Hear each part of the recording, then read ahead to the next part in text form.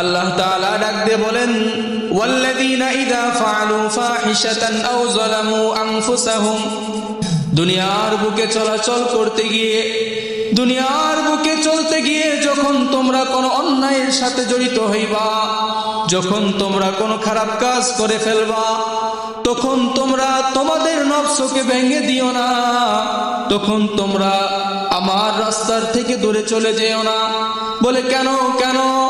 বলে তোমরা অন্যায় করার পরে, অপরাধ করার পরে আমি আল্লাহ তাআলাকে স্মরণ করো, আমি আল্লাহ তাআলাকে স্মরণ করার পর আমি আল্লাহ তাআলা ফাস্তাগফিরু লিযুনুবিহিম, আমি তোমাদের গুনাহ খাতাকে ক্ষমা করে দেব। সুবহানাল্লাহ, আমি তোমাদের গুনাহ খাতাকে ক্ষমা করে দেব। আমরা চাই তো আল্লাহ আমাদের গুনাহ ক্ষমা করে দিক, তাই তো? আমাদের চাওয়া পাওয়া এটা যে আল্লাহ যেন আমাদের গুনাহকে ক্ষমা করে দেয়। এজন্য এই আয়াতে কারিমা যখন নাজিল হয়, আয়াতে কারিমা নাজিল হওয়ার পিছনে যে ঘটনা, যে শানে নুজুল, এই শানে নুজুলটা যখন আমরা জানব, তখন আমাদের এই পুরা আয়াতের ঘটনাটা বুঝে আসবে, পুরা আয়াতের তাফসীর বুঝে আসবে। এই আয়াতটা যখন নাজিল হলো, হওয়ার পরে সারা দুনিয়ার শয়তানেরা, আর এই সারা দুনিয়ার শয়তানের যে লিডার আছে ইবলিস শয়তান, এই ইবলিস শয়তান এই আয়াত নাজিল হওয়ার পরে নিজের মাথা নিজে পাথরের সাথে বাড়াইতেছে। কি করতেছে? নিজের মাথা নিজে পাথরের সাথে বাড়াইতেছে। এবার সারা দুনিয়ার শয়তানেরা ডাকতে বলে, বস আপনার কি হলো? আপনি আপনার নিজের মাথা কেন পাথরের সাথে বাড়াইতেছেন? সমস্যা কি? ওরে বলে, কেন বাড়াবো না আমার মাথা? আমি কেন আমার মাথা ফাটাবো না? তোমরা বলো। বলে কি হয়েছে? বলে আল্লাহ আয়াতে কারিমা নাজিল করেছে। বলে আল্লাহ কি আয়াত নাজিল করেছে? তখন এই আয়াত আল্লাহ তাআলার এই শয়তান পড়ে শোনাইতেছে যে আল্লাহ তাআলা ক্ষমার আয়াত নাজিল করে দিয়েছে। বলে কেমন ক্ষমা? বলে যে তারা হাজারো অন্যায় কাজ করবে, হাজারো জুলুম করবে, তারা সব কিছু করার পরে যখন আল্লাহ তাআলার কাছে ফিরে আসবে, তাদের গুনার প্রতি লজ্জিত হবে, আল্লাহর কাছে ক্ষমা চাইলে আল্লাহ তাদের সমস্ত গুনাহ খাতা ক্ষমা করে দিবেন। সুবহানাল্লাহ। এবার সারা দুনিয়ার শয়তানেরা বসকে সান্ত্বনা দিচ্ছে, সান্ত্বনা দিয়ে বলতেছে, বস লিডার আপনার কোনো সমস্যা নাই। বলে কেন? বলে আমরা সকলে মিলে চিন্তা ফিকির করে দেখলাম যে এই আয়াতে আল্লাহ বলেছেন যদি তারা পাপ বুঝতে পেরে, অন্যায় কাজ করে সেটা বুঝতে পেরে যদি ক্ষমা চায়, তাহলে আল্লাহ ক্ষমা করে দিবে, অন্যথায় তো আল্লাহ ক্ষমা করবে না। বলে হ্যাঁ, আল্লাহর কাছে তারা পাপ করছে, ভুল কাজ করছে, এটা বোঝার পরে যদি তারা তওবা করে তাহলে আল্লাহ মাফ করবে। এবার শয়তানেরা বলতেছে, বস আল্লাহ তো এখানে সুন্দর কথা বলছে, আপনার টেনশনের কোনো কারণ নেই। বলে কেন? বলে যে এরা যখন পাপকে পাপ মনে করবে তখনই তো তওবা করবে। ইবলিস বলতেছে হ্যাঁ, পাপকে পাপ মনে করলেই তো এরা তওবা করবে।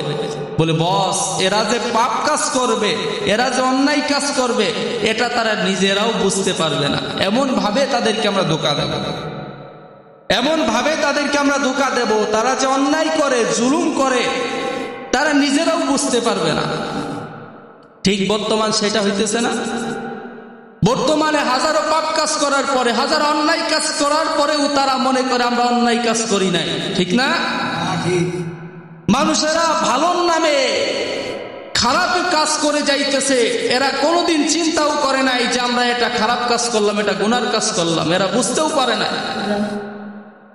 এবার শয়তানেরা বলতেছে, বস আপনি টেনশন করিয়েন না, আমরা দেখতেছি এরা মাজারে সেজদা দেবে, মাজারে সেজদা দিয়েও মনে করবে এটা সওয়াবের কাজ। নাউজুবিল্লাহ। এরা কবরে সেজদা দেবে, কবরের কাছে চাইবে, তারপরেও মনে করবে কবরের কাছে চাওয়াটা ভালো কাজ।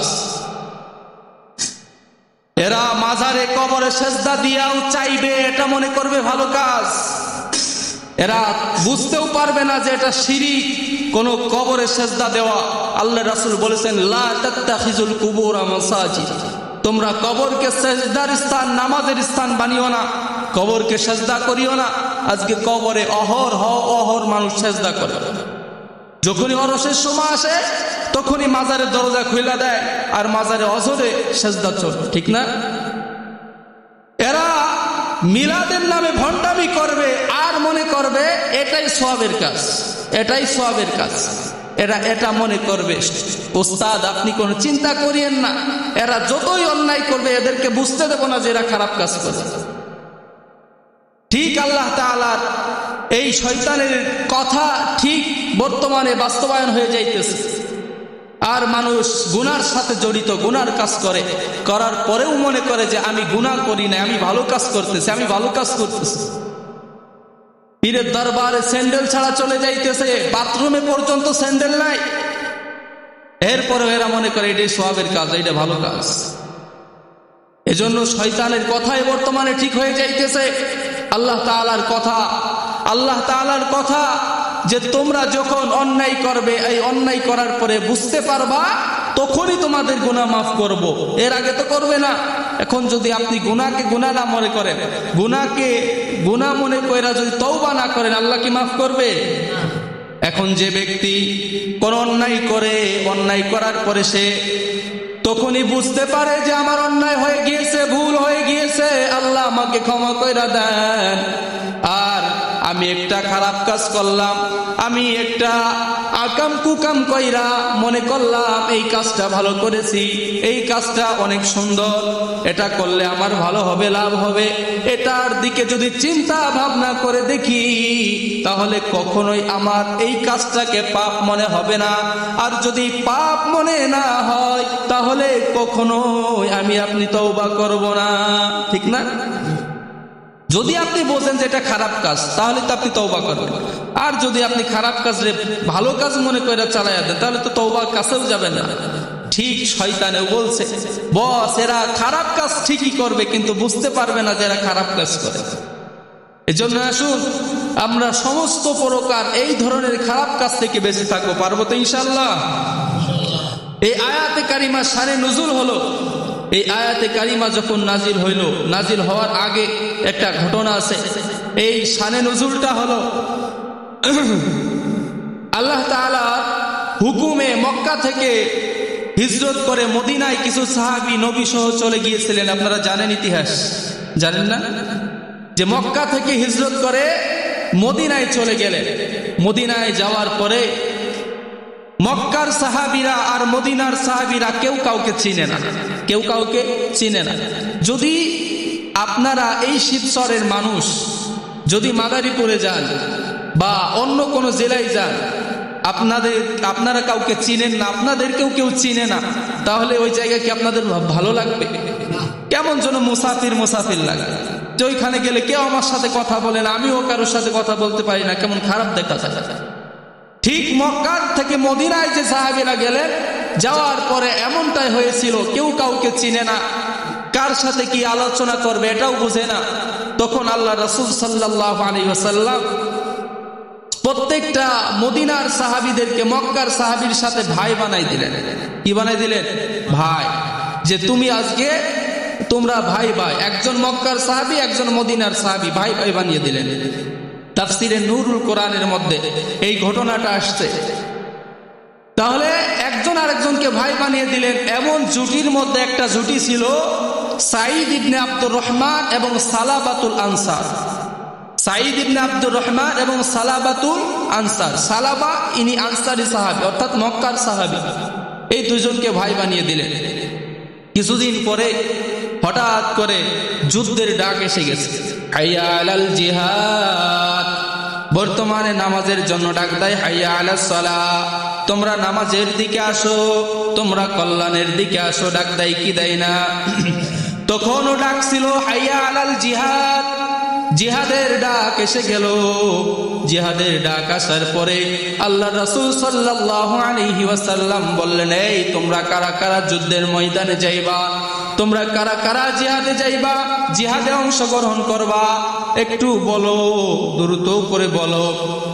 এবার সাঈদ ইবনে আব্দুর রহমান, সালাবাতুল আনসার, এই দুইজন মিলে এই সালাবাতুল আনসার এই ব্যক্তি এমন একজন ব্যক্তি যে তার ভাই সাঈদ ইবনে আব্দুর রহমানকে ডাক দিয়ে বলতেছে, ভাই আমি তো একটু যুদ্ধের ময়দানে যাইতে চাই, আমি একটু যুদ্ধের ময়দানে যাইতে চাই, তুমি কি বলো?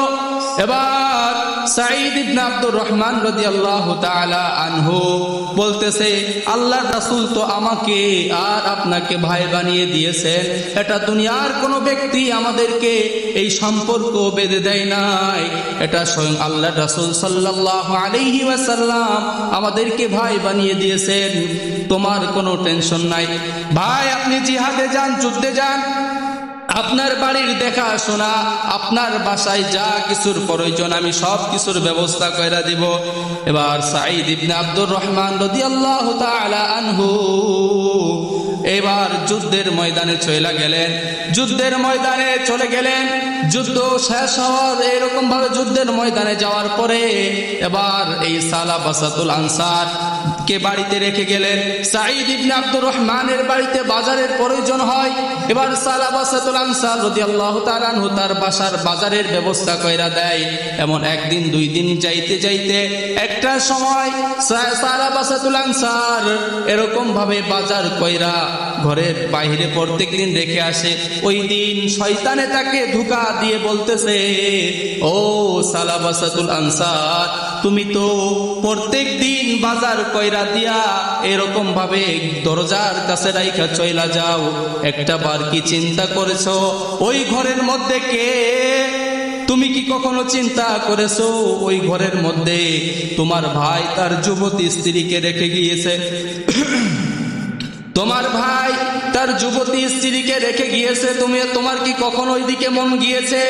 শয়তান এসে ধোঁকা দেয়, রে সালাবাসাতুল আনসার, তোমার ভাই তার স্ত্রীকে রাইখা গেছে, তুমি একটা বার ভিতরে যাও, ভিতরে যাইয়া দেখো তোমার ভাইয়ের স্ত্রী কেমন, তার সাথে গুনার কাজ করো। শয়তানে ধোঁকা দেওয়ার পরে ওই দিন সালাবাসাতুল আনসার আর দরজার বাইরা বাজার রাইখা যায় নাই, সরাসরি তার ঘরের মধ্যে ঢুইকা গেছে। ঘরের মধ্যে ঢুইকা তার ভাই সাঈদ ইবনে আব্দুর রহমানের স্ত্রীর হাতটা ধরে বসেছে। হাতটা ধরে বসার সঙ্গে সঙ্গে এরকম ভাবে ওই সাঈদ ইবনে আব্দুর রহমানের স্ত্রী ডাক দিয়ে বলতেছে, ও সালাবা, তুমি কেন আমার হাতটা ধরেছো? আমি বুঝতে পারতেছি তুমি গুনার নিয়ত করে আমার হাতটা ধরে ফেলেছো, আমি বুঝতে পেরেছি। তোমার এটাও মাথায় রাখার দরকার, আল্লাহ রাসূল সাল্লাল্লাহু আলাইহি ওয়াসাল্লাম তোমাদের দুইজনকে ভাই বানিয়ে দিয়েছে, তোমাদের দুইজনকে ভাই বানিয়ে দিয়েছে, এবং তোমার ভাই তোমার কাছে আমাদেরকে আমানত রেখেছে। এই আমানত রাইখা তোমার ভাই যুদ্ধের ময়দানে গিয়েছে, আর তুমি এই দিক দিয়া গুনার কাজ করার জন্য নিয়ত করতেছো। না না না, এমনটা করিও না। বলে এমন গুনার কাজ যদি করো, ঘরের মধ্যে আমি আর তুমি আছি, কিন্তু তুমি মনে করতেছো এই ঘরের মধ্যে আর কেউ নাই, এই ঘরের মধ্যে তুমি আর আমি ছাড়া কেউ নাই, কিন্তু এই কথাটা মিথ্যা। এবার সাঈদ ইবনে আব্দুর রহমানের স্ত্রী কত আল্লাহর ভয় ইনাদের দিলে দেখেন, আল্লাহ তাআলার ভয় ওনার অন্তরের মধ্যে ঢুকানোর কত চেষ্টা করতেছে। আর বর্তমানে আমাদের সমাজের মহিলারা যদি হয়, স্বামী যদি বাহিরে থাকে, যদি এরকম কোনো পুরুষ প্রস্তাব দেয়, সঙ্গে সঙ্গে প্রস্তাব গ্রহণ করে নেয়, ঠিক না? সমাজে পরকীয়ার অভাব আছে? পরকীয়ার অভাব? অধিকাংশ পরকীয়া দেখা যায় বিদেশে যে বেটারা থাকে, কষ্ট করে কামাই করে, আর এরা বাড়িতে থাইকা থাইকা এই গুনার কাজগুলো করে বেড়ায়। বাজার করতে যায়, বাজারের নাম দিয়া পরকীয়া করতে আরেক বেটার মোটরসাইকেলের পিছনে জায়গা, ঠিক না? এমন হইতেছে। যেগুলা ধরা পড়তেছে অধিকাংশই বিদেশি বেটার স্ত্রী। এই বেটারা কত কষ্ট করে কামাই করে, আর এরা বাড়িতে বসে এরকম আকাম কুকামের সাথে জড়িত আছে। যাই হোক, সাঈদ ইবনে আব্দুর রহমানের স্ত্রীর ভিতরে কতটা আল্লাহর ভয়। সালাবাসাতুল আনসারকে ডাকতে বলতেছে, সালাবা, আল্লাহ রাসূল তো তোমাদের দুইজনকে ভাই বানিয়ে দিয়েছেন, আমাদেরকে আমানত রেখে গিয়েছে তোমার কাছে, এখন তুমি গুনার কাজ করবা? যখন এই কথা বলছে, সালাবা সঙ্গে সঙ্গে তার বাবির হাতটা ছেড়ে দিয়েছে, তার ভাইয়ের স্ত্রীর হাতটা ছেড়ে দিয়া এরকম ভাবে সে বুঝতে পেরেছে, হায়রে, আমি এত বড় অন্যায় কাজ করেছি, আমি এত বড় জুলুম করেছি, এটা আমার জন্য ঠিক হয় নাই, এত বড় খারাপ কাজ আমি কেমনে করলাম। এরকম ভাবে হাতটা ছেড়ে দিয়া কান্না করতে করতে করতে করতে ঘর থেকে বাহির হয়ে গেলেন। ঘর থেকে বাহির হইয়া কান্না করতে করতে পাহাড়ের চূড়ায় চলে গেলেন। মদিনার এক পাহাড়ের চূড়ায় উঠে কান্না করতেছে, এমন অঝরে কান্না করতেছে, বাড়িতেও আসে না, আর ওনার বাসায় আর বাজার কইরা দেয় না। এই দিক দিয়া যুদ্ধ শেষ হয়ে গেছে। যুদ্ধ শেষ হওয়ার পরে প্রত্যেকটা ব্যক্তি অপেক্ষা করতেছে, আমার ভাই আমাকে আগাই নিতে আসবে, আমার বাবা আমাকে আগাই নিতে আসবে। এমন ঘটনা ঘটে না? অনেক দিন পর যদি কোনো সন্তান প্রবাস থেকে বাড়িতে আসে, বাবাকে দেখবেন ও এয়ারপোর্টে যাইয়া গ্রিলের সাথে হেলান দিয়া, পিলারের সাথে হেলান দিয়া দাঁড়াইয়া থাকে, কখন আমার সন্তান আসবে। অনেকের ভাই যায়, তারা দাঁড়িয়ে থাকে, কখন আমার ভাই আমার কাছে আসবে। এরকম ভাবে অপেক্ষা করতে থাকে। ঠিক সাঈদ ইবনে আব্দুর রহমান অপেক্ষা করতেছে, আমার ভাই সালাবা আমাকে কখন এগিয়ে নিতে আসবে। এরকম চিন্তা করতে করতে দেখে সবাই বাড়িতে চলে গেছে। এবার আমি যাব না, আমি কার সাথে যাব, আমার ভাই কেন আসে না? চিন্তা করতে করতে বাসার মধ্যে গিয়া তার স্ত্রীকে ডাক দিয়ে বলতেছে, ও আমার স্ত্রী, তুমি বলো আমার ভাই কেন আমাকে এগিয়ে আনতে চাই না? এবার তার স্ত্রী ডাকতে বলতেছে, পুরা ঘটনা খুইলা বলছে, আপনি যাওয়ার পরে আপনার ভাই ঠিক মতো বাজার করে দিয়ে যাইতো। এরকম করতে করতে হঠাৎ একদিন আমার ঘরের মধ্যে প্রবেশ কইরা এরকম আমার হাতটা ধরছে। হাত ধরার পরে আমি তাকে বুঝিয়ে বললাম, আল্লাহর ভয় তার অন্তরের মধ্যে ঢুকাইয়া দিলাম। দেওয়ার পরে আপনার ভাই যে চলে গেছে, আজ পর্যন্ত আর ফিরে আসে নাই। বলে, তুমি কোনো খোঁজ খবর নেও নাই? বলে, আমি অনেক খুঁজেছি, তাকে আর কোথাও খুঁজে পাই নাই। এবার সাঈদ ইবনে আব্দুর রহমান খুঁজতে বের হয়েছে। প্রত্যেকটা লোকের সাথে দেখা হওয়ার পরে জিজ্ঞাসা করতেছে, তোমরা অমুক অমুককে দেখেছো কিনা, আমার ভাই সালাবাকে দেখেছো কিনা? বলে, কেউ দেখে নাই। হঠাৎ করে পাহাড়ের চূড়া দিয়া একজন ব্যক্তি আসতেছে। ওই ব্যক্তিকে জিজ্ঞাসা করলো, আমার ভাই সালাবাকে তুমি দেখেছো? বলে, তোমার ভাইকে আমি চিনি না, তবে একজন ব্যক্তিকে আমি দেখলাম ওই পাহাড়ের চূড়ায় বৈশা বৈশা কান্না করে, আল্লাহ আমি কত বড় অন্যায় করেছি, আমি এত বড় জুলুম কিভাবে করলাম, আয় আল্লাহ আপনি আমার তামাম জীবনের গুনাহ ক্ষমা করে দেন, আল্লাহ আপনি মাফ না করা পর্যন্ত আমি যাইব না। এরকম কান্না করতে দেখলাম। এবার সাঈদ ইবনে আব্দুর রহমান পাহাড়ের চূড়ায় গিয়ে দেখে তার ভাই এরকম অঝরে কান্না করতে করতে তার শরীর অনেক খারাপ হয়ে গিয়েছে, মৃত্যু শয্যায় যাবে যাবে ভাব, এমন একটা অবস্থা। এবার সাঈদ ইবনে আব্দুর রহমান ডাকতে বলে, ভাই তুমি চলো আমরা বাড়ির দিকে যাই। আমরা বাড়িতে যাই, বাড়িতে যাওয়ার পরে তোমাকে এরকম ভাবে সেবা করতে হবে। এবার সালাবা সাতুল আনসার ডাকতে বলে, না না, আমি যে অন্যায় করছি, আমি যে জুলুম করছি, এটা আল্লাহ আমাকে ক্ষমা করবে না। আমি আমানতের খেয়ানত করে ফেলেছি, আমাকে আল্লাহ মাফ করবে না, আমি যাব না, আমি যাব না। এবার সাঈদ ইবনে আব্দুর রহমান ডাকতে বলে, ভাই মদিনার মধ্যে বড় বড় সাহাবীরা আছে, চলো আমরা সেই সাহাবীদের কাছে যাই, পরামর্শ নেই কিভাবে তুমি যে গুনাহ করছো, কিভাবে এই গুনাহটা আল্লাহ মাফ করবে, আমরা তাদের কাছ থেকে পরামর্শ নেই। এরকম ভাবে বারবার বলার পরে কোনোভাবেই রাজি হয় না। এবার সালাবা সাতুল আনসার ডাক দিয়ে বলে, ও ভাই সাঈদ ইবনে আব্দুর রহমান, আমি যাইতে পারি, তবে একটা শর্ত আছে। বলে, কি শর্ত? বলে, আমি এইখান থেকে যাব, তবে কথা হলো তুমি আমার গলার মধ্যে রশি লাগাইয়া তুমি মদিনার অলি গলি দিয়া টানতে টানতে নিয়ে যাইবা। এবার সাঈদ ইবনে আব্দুর রহমান ডাক দিয়ে বলে, ভাই এটা কি সম্ভব? তুমি তো কোনো গুনার কাজ করো নাই, শুধু হাতটা ধরে ফেলেছো শয়তানের ধোকায়, তা তোমার গলায় রশি লাগাইয়া কেন টানতে টানতে নিয়ে যাব? এটা তো সম্ভব না। বলে, তুমি যদি এইভাবে নাও তাহলে আমি যাব, অন্যথায় যাব না। সাঈদ ইবনে আব্দুর রহমানের কথা, সালাবা সাতুল আনসারের কথা শুই না, এরকম ভাবে গলার মধ্যে রশি লাগাইয়া মদিনার অলিতে গলিতে টানতে টানতে নিয়ে যাইতেছে।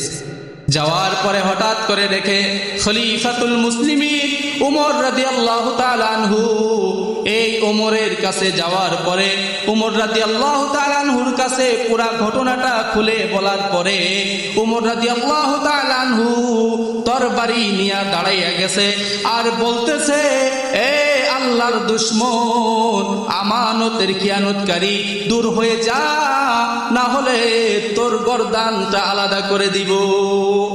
এবার আরো বেশি ভেঙে পড়েছে, ওমর আমাকে এমন কথা বলল, আমি এত বড় জালেম। এরপরে আরো বেশি কান্না করতেছে। সালাবাসাতুল আনসারকে ডাক দিয়ে বলে, এ ভাই, এর থেকে আরো ভালো সাহাবী আছে, চলো যাই। বলে সে কে?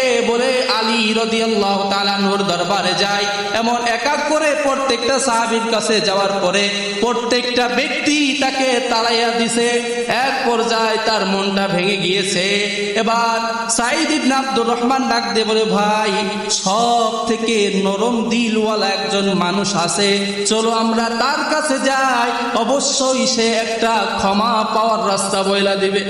সব থেকে নরম দিলওয়ালা মানুষ মানে হলো আবু বকর সিদ্দিক রাদিয়াল্লাহু তাআলা আনহু, ঠিক না? এই সব থেকে নরম দিলওয়ালা ব্যক্তি আবু বকর সিদ্দিক, ওনার কাছে যাওয়ার পরে উনি যখন এই কথাগুলো শুনলো, শোনার পরে ওই নরম দিলওয়ালা ব্যক্তিও এমন ভাবে দাঁড়িয়ে গিয়েছে আর বলতেছে, আমার কাছ থেকে দূর হয়ে যা, যদি আমার কাছে থাকো তাহলে আমি তোকে হত্যা কইরা ফেলবো। আবু বকরের কাছ থেকে যখন এমন দৃশ্য পাইছে, তখন তো ওনার দিল একবারে শেষ। কোনোভাবে আল্লাহ নাই আবু বকর এমন কথা বলতে পারে। এরপরে সেই ব্যক্তি নৈরাশ হয়ে যায় নাই। সাঈদ ইবনে আব্দুর রহমান ডাকতে বলে, ভাই, আল্লাহ তাআলা একজন ব্যক্তিকে আমাদের মাঝে প্রেরণ করেছেন, যিনাকে আল্লাহ তাআলা বলেছেন, ওয়ামা আরসালনাকা ইল্লা রাহমাতাল লিল আলামিন। আল্লাহ গোটা বিশ্বের জন্য রহমত বানিয়ে যাকে পাঠিয়েছেন, তাই চলো আমরা তার দরবারে যাই। আমরা তার দরবারে গেলে এর একটা সমাধান পাবো। এবার আল্লাহ রাসূল সাল্লাল্লাহু আলাইহি ওয়াসাল্লামের কাছে গেছে। যাওয়ার পরে আল্লাহ রাসূল সাল্লাল্লাহু আলাইহি ওয়াসাল্লামের কাছে যাওয়ার পরে দুই ব্যক্তি, দুই ভাই বসে গিয়েছে। বসার পরে আল্লাহ রাসূল ডাক দিয়ে বলতেছে, এ সাঈদ ইবনে আব্দুর রহমান, তোমাদের দুইজনকে আমি ভাই বানিয়ে দিলাম, বলো তোমাদের ভাইয়ের সম্পর্ক কেমন চলতেছে? বলো তোমাদের ভাইয়ের সম্পর্ক কেমন চলতেছে? যখন এই কথা আল্লাহ রাসূল বলছে, সালাবা মাটির দিকে তাকাইয়া মাথাটাকে নিচু কইরা অসরে কান্না করতেছে। কান্নার জ্বালায় কথা বলতে পারে না। এবার সাঈদ ইবনে আব্দুর রহমান সব ঘটনা খুলে বললেন। বলার পরে আল্লাহ রাসূলের চেহারা মোবারক লাল হয়ে যাইতেছে, তবে কিছু বলতে পারে না। কিছু সময় অপেক্ষা করে আল্লাহ রাসূল বলল যে, এই আল্লাহর দুশমন, তুই আমার দরজার থেকে দূরে চইলা যা, আমার কাছেও তুই বেশি সময় থাকিস না, কারণ তোর কারণে না জানি আমার এইখানে গজব পড়া যায়, তুইও দূর হয়ে চলে যা। যখন সাহাবা এই ঘটনা শুনছে, এই কথা শুনছে, হায়রে, আল্লাহ রাসূল যদি এই কথা বলতে পারে তাহলে আল্লাহ হয়তো আমাকে মাফ করবে না। এবার সাহাবা এক দৌড় মাইরা আবার পাহাড়ের চূড়ায় চড়ে গেলেন। পাহাড়ের চূড়ায় যাইয়া এরকম ভাবে অঝরে কান্না শুরু কইরা দিছে আর বলতেছে, আল্লাহ, আমি আবু বকর, উমর, উসমান সকলের দরজায় গেলাম, এমনকি আপনার হাবিব মুহাম্মাদুর রাসূলুল্লাহ সাল্লাল্লাহু আলাইহি ওয়াসাল্লামের দরজায় গেলাম, আয় আল্লাহ, আমাকে সবাই তাড়িয়ে দিছে, কিন্তু আমি জানি তুমি ছাড়া আমার আর কোনো মাবুদ নাই। আল্লাহ, আমি জানি সকলে আমাকে দূর দূর করে তাড়াইয়া দিলেও আল্লাহ তুমি আমাকে বড় আদর কইরা বানাইছো। আয় আল্লাহ, তুমি আমাকে মহব্বত কইরা বানাইছো। আয় আল্লাহ, আমি গুনাহ করেছি, আপনার দরজার থেকে আমি দূরে চইলা যাই না। আয় আল্লাহ, আপনি আমাকে ক্ষমা কইরা দেন। আল্লাহ, আপনি আমাকে যত সময় ক্ষমা না করবেন, আল্লাহ, আমি আপনার দরজার থেকে দূরে যাব না। এরকম ভাবে কান্নাকাটি শুরু কইরা দিয়েছে। কান্নার এক পর্যায়ে আল্লাহ তাআলা আল্লাহর রাসূলের কাছে জিবরাইলকে পাঠিয়ে বলতেছে, হে জিবরাইল, আমার হাবিবের কাছে যাও, যাইয়া বলো অমুক পাহাড়ের চূড়ায় আমার এক খাস বান্দা আছে, ওই বান্দাকে যেন নিয়ে আসে। সুবহানাল্লাহ। অমুক পাহাড়ের চূড়ায় আমার এক খাস বান্দা আছে, আমার বন্ধু আছে, তাকে নিয়ে আসো। এবার আলী রাদিয়াল্লাহু তাআলা আনহুকে পাঠাইলেন। তাফসীরের মধ্যে দুইজন ব্যক্তির নাম পাওয়া যায়, এর মধ্যে আলী রাদিয়াল্লাহু তাআলা আনহু এবং উসমান রাদিয়াল্লাহু তাআলা আনহু, এই দুইজনের নাম পাওয়া যায়। এনারা দুইজন গেলেন, যাওয়ার পরে ওই ব্যক্তিকে এরকম ভাবে নিয়ে আসলেন। আল্লাহ রাসূলের কাছে আসার পরে, অনেক লম্বা তাফসীর সংক্ষেপে বলি, আল্লাহ রাসূলের কাছে আসার পরে আল্লাহ রাসূল সাল্লাল্লাহু আলাইহি সাল্লামকে দেখে নামাজের মধ্যে দাঁড়িয়ে আছে। আল্লাহ রাসূল নামাজের মধ্যে তেলাওয়াত করতেছে, আলহাকুমুত তাকাসুর হাত্তা যুরতুমুল মাকাবির। যখন এই তেলাওয়াতটা শুনছে, শোনার পরে পিছনের থেকে আল্লাহু আকবার বইলা সালাবাসাতুল আনসার এই দুনিয়া ত্যাগ কইরা আল্লাহ তাআলাটাকে সাড়া দিয়ে চলে গেছে। এবার নামাজ শেষে আল্লাহ রাসূল সাল্লাল্লাহু আলাইহি ওয়াসাল্লাম দেখে সালাবাসাতুল আনসার কান্না করতে করতে শরীর শুকাই গেছে, শরীরের মধ্যে গোশত নাই, অবস্থা পুরা খারাপ। এবার আল্লাহ রাসূল ডাক দিয়ে বলে, এই সাহাবীরা, তোমরা এই সালাবাসাতুলকে উঠাও, এই সালাবাকে উঠাও। এবার ডাক দিয়ে উঠাইতে পারে না। পরে এক পর্যায়ে সাহাবারা বলতেছে, ইয়া রাসূলুল্লাহ, এই সালাবা আর দুনিয়ার বুকে নাই, এই দুনিয়ার বুকে নাই। এবার আল্লাহ রাসূল বলতেছে, সালাবা, তুই আল্লাহর কাছ থেকে কেমনে মাপ পাইছো, কিভাবে ক্ষমা করছো, ক্ষমা পেয়েছো, এটা আমার জানতে বড় ইচ্ছা ছিল। তবে আল্লাহ তোকে পছন্দ করে, আল্লাহ কেমনে তোকে মাফ করে দিল, এই সুখবরটা আমার মুখ দিয়ে যে তোকে শোনাবো, এটা শোনাইতে পারলাম না, বড় আফসোস, আমি তোকে শোনাইতে পারলাম না। এক পর্যায়ে গিয়ে এই সালাবাসাতুল আনসারের জানাজার নামাজে এরকম ভাবে আল্লাহ রাসূল সাল্লাল্লাহু আলাইহি সাল্লাম দুই বুড়া নখের, পায়ের দুই বুড়া নখের উপরে ভর দিয়া দিয়া চলতেছে, আর আল্লাহ রাসূল কান্না করতেছে, অঝরে কান্না করতেছে। এবার সাহাবীরা কেউ জিজ্ঞাসা করতে সাহস পায় না। উমর রাদিয়াল্লাহু তাআলা নিজে জিজ্ঞাসা করছে, ইয়া রাসূলুল্লাহ, আজকে আপনি কেন দুই পায়ের বুড়ি নখের উপরে ভর দিয়া দিয়া চলতেছেন? ইয়া রাসূলুল্লাহ, জানতে বড় ইচ্ছা হয়, আপনার কোনো সমস্যা? আল্লাহ রাসূল কান্না কইরা ডাক দিয়ে বলতেছে, আমি আজকে দুই চোখ দিয়ে দেখতে পাই এই সালাবার জানাজার নামাজে এত পরিমাণে ফেরেশতা এসে হাজির হয়েছে, উপস্থিত হয়েছে। আমি যেখানেই পালা দিতে যাই সেখানেই দেখি এই ফেরেশতার দলেরা জানাজার নামাজে অংশগ্রহণ করছে, আর এই মদিনার অলি দিয়ে গলি দিয়া ঘোরাফেরা করতেছে, ফেরেশতার অভাব নাই, আর সবাই রূহের মাগফিরাতের দোয়া করতেছে আর সুসংবাদ দিচ্ছে। এরকম ভাবে ব্যক্তি যখন কান্নাকাটি করলো, করার পরে আল্লাহ এই আয়াতে কারিমা নাজিল করে বললেন, ওয়াল্লাযীনা ইযা ফাআলু, যখন কোন ব্যক্তি করে ফেলবে ফাহিশাতান, কোন অন্যায় কাজ, আও যালামু, অথবা আনফুসাহুম, তাদের নফসের উপর জুলুম কইরা ফেলবে। ওয়াল্লাযীনা ইযা ফাআলু ফাহিশাতান আও যালামু আনফুসাহুম, যখন তারা অন্যায় কাজ করবে, করার পরে যাকারুল্লাহ, আল্লাহ তাআলাকে স্মরণ করবে, সকলের দরজাত থেকে সয়রা আল্লাহ তাআলাকে যখন স্মরণ করবে, আল্লাহ তাআলা বলেন, ফাস্তাগফিরু লিযুনুবিহিম, আমি আল্লাহ তাআলা তাদের জীবনের সমস্ত গুনাহ মাফ করে দেব। সুবহানাল্লাহ। আমি আল্লাহর কাছে গুনার কথা মনে কইরা যখন আমি আল্লাহকে স্মরণ করবা, তখন আমি আল্লাহ তোমার সমস্ত গুনাহগুলোকে ক্ষমা করে দেব। আল্লাহ তাআলা এবং বলে যে ওয়া মা ইয়াগফিরুয যুনুবা ইল্লাল্লাহ, আর তারা যখন বলবে ওয়া মা ইয়াগফিরুয যুনুবা ইল্লাল্লাহ, আল্লাহ আপনি ছাড়া আমাদের গুনাহ মাফ করেন ওয়ালা আর কে আছে, আল্লাহ আপনি আমাদের গুনাহ মাফ করে দেন। আল্লাহ তাআলা বলেন ওয়ালাম ইউসিরু আলা মা ফাআলু ওয়া হুম ইয়ালামুন, আল্লাহ তাআলা বলেন আমি আল্লাহ উত্তম জাযা দানকারী, আমি আল্লাহ উত্তম জাযা দান করব। বলে কেমন জাযা? আল্লাহ সূরা আল ইমরানের 36 নম্বর আয়াতের মধ্যে বলেন, উলাইকা জাযাউহুম মাগফিরাতুম মির রাব্বিহিম, আমি আল্লাহ প্রথম জাযা তাদেরকে দান করব, আমি প্রথম জাযা দান করব মাগফিরাতুম মির রাব্বিহিম, তাদের জীবনের সমস্ত গুনাহ খাতা আল্লাহ প্রথম প্রতিদানই করবে, তাদের জীবনের সব গুনাহ মাফ করে দিবে। এবং কি করবে? ওয়া জান্নাতুন তাজরি মিন তাহতিহাল আনহার, আল্লাহ তাদেরকে ক্ষমা কইরা জান্নাতের মেহমান বানিয়ে দিবেন। বলে কেমন জান্নাত? বলে ডানে তাকাইলে দুধের নহর, বামে তাকাইলে মধুর নহর, এরকম ভাবে এমন সুন্দর জান্নাতের মধ্যে আল্লাহ তাআলা এদেরকে পৌঁছিয়ে দিবে। এজন্য আসুন, আপনি কত অন্যায় করেছেন, আমি কত অন্যায় করেছি, এই অন্যায়ের প্রতি লজ্জিত হইয়া, গুনার প্রতি লজ্জিত হইয়া আমরা আল্লাহর কাছে ক্ষমা চাইব।